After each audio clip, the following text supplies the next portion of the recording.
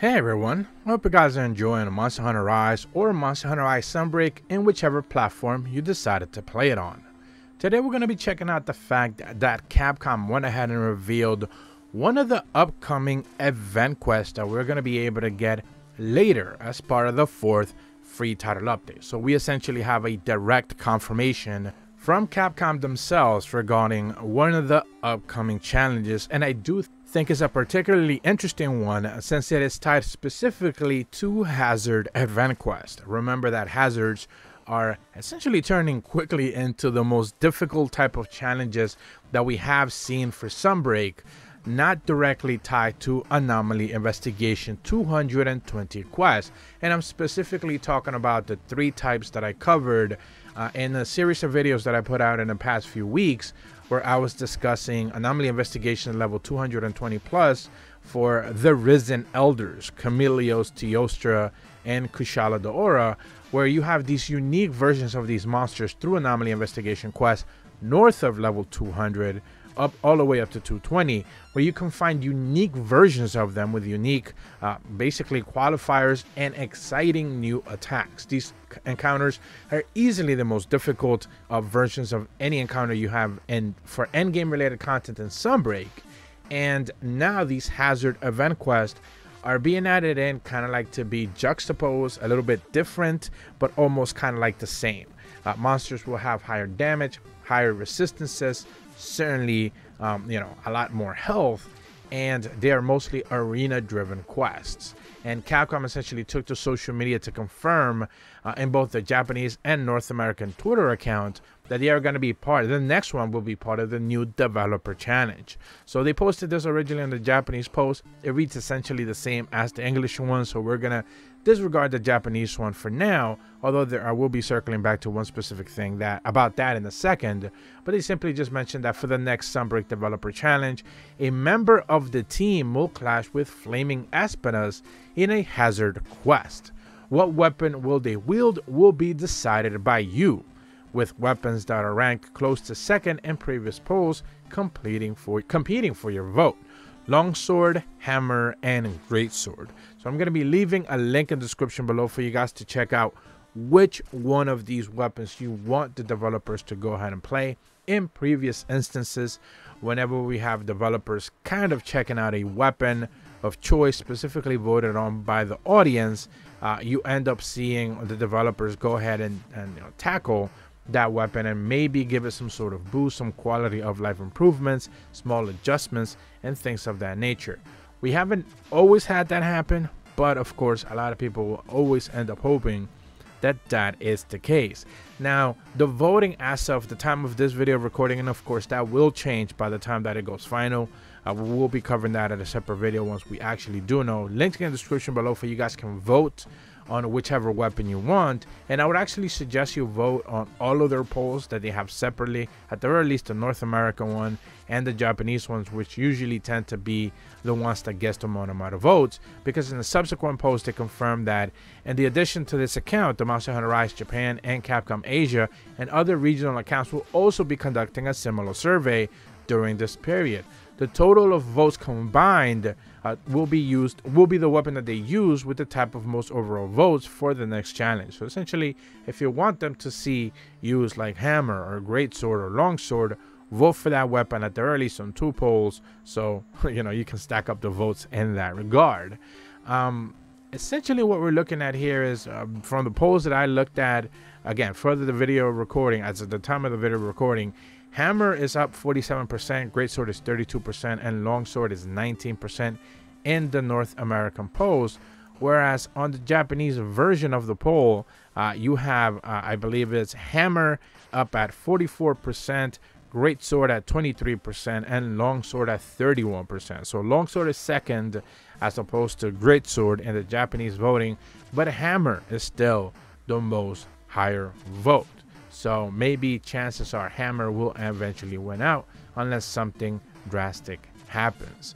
So personally, I voted for hammer myself. I do want to see some hammer gameplay by the developers, since that is a weapon that does need some love for sure, and hopefully them playing that weapon again will open up their eyes to the fact that yes, indeed, it does need some love. Now, at the same time, some of the gameplay that is being played in the background is part of the most recent developer challenge, where I believe this was the one in the arena where you are fighting the most recent gold Rathian in the arena itself. And I believe the challenge was to have a no HUD option. Players were able to vote on the developers playing. I believe it was like through multiple, like no healing, no wire bugs, no HUD and stuff like that. I believe that was the last challenge that we ended up getting. And basically they were told to have no HUD available. Now, there is a HUD that does appear through the mounting system. It just kind of goes to show how, not the whole no HUD thing has not been properly implemented, since the options for you to be able to like do attacks with a monster whenever you're mounting them, those options will still appear on the screen. The bar that does fill up and stuff like that does appear, and the monster target options as well will appear occasionally as well. So it's not truly a no HUD option, but you don't ever get to see your health. You never get to see your sharpening wherever it's at.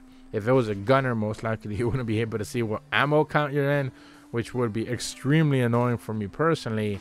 And of course, you also don't get to see however many wire bugs you have available to you at that moment, and where is your cooldown timer. More importantly, if you're cycling through options for materials and stuff like that, you don't get to see those either. So that would be a little bit annoying in my regard if I had to do a no HUD challenge, but I'm sure that's minimal nonetheless. Now you see the hunter playing versus the Rathian. They happen to have a Nargacuga invader this time around, but like I mentioned before in that video for the event quest, you can have multiple monsters: Garangol, Nargacuga, a Rathian, and I believe a Kezu as well. So you can certainly have a lot of monsters kind of appear as invaders for that quest, but the gold Rathian is the main focus. And at the end of the day, they happen to just do the quest relatively well. They did leave a little bit of a note towards the back end where it says, "I'm the game designer for Monster Hunter Rise Sunbreak. This time, in accordance with the results of the survey, I played without a HUD, but I was allowed to pick my own weapon, so I went with the sword and shield. And I figured if we're going to do this, we might as well go all in. So I turned off the damage display and the buddy display as well. It feels kind of liberating to have no HUD, but it also adds to the tension since you can't see your health gauge, so I had to keep an image of the health bar in my mind throughout the hunt. It was nice to be reminded of the older game, which also didn't have damage displays, but at the same time I also felt like Monster Hunter fans have come a long way and have had a lot of quality of life improvements, like damage numbers. In the older days, I'd have to mess around with optimized combos to figure out how many times I had to land a combo to get the monster to flinch. So this playthrough was a bit different from the others, but it was fun, and I feel like my hunting senses have been honed. Everyone should try turning off the HUD once in a while and see what it's like."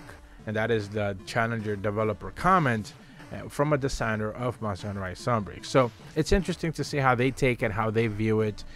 But at the end of the day, I don't think as a gunner is something that I'm too interested in wanting to do, especially since I tend to change ammo a little bit. Even when I'm using my Pierce one, I do tend to shift ammo a little bit. But I know if you're like just focused on one specific ammo type, all you really would have to worry about is just using the ammo type, never shifting, and just dealing with that. Since I do like to drop traps, flashbangs whenever I can, use different type of healing materials and stuff like that instead of just mega potions.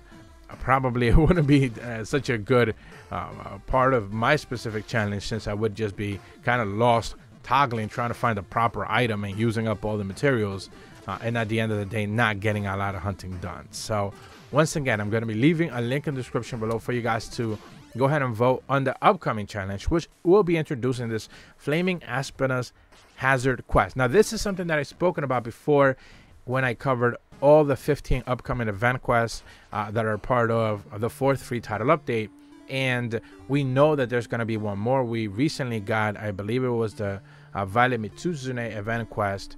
That was a hazard difficulty. It was probably the weakest one that we've gotten so far, and Flaming Aspinas can be a monster that you can kind of just stun and keep in place, stagger, strap it, and this thing is just not going to move. We've done multiple hunts with just random, Japanese players, where they just kind of keep trapping this thing, anomaly investigation version of Flaming Espinas, and it doesn't move. It just stays there, and it just cannot do anything. So you can abuse the hell out of it, especially with pierced gunning. So it's going to be interesting to see just if the hazard quest gives it enough resistance so it doesn't stick around through the traps, through the stuns, through the KOs, and it can actually fight back for once. But that's about all the information that I have for you guys today. If you're brand new to my channel, be sure to leave a like and subscribe, hit the bell to receive notifications when the videos go up, and as always, thank you so much for watching.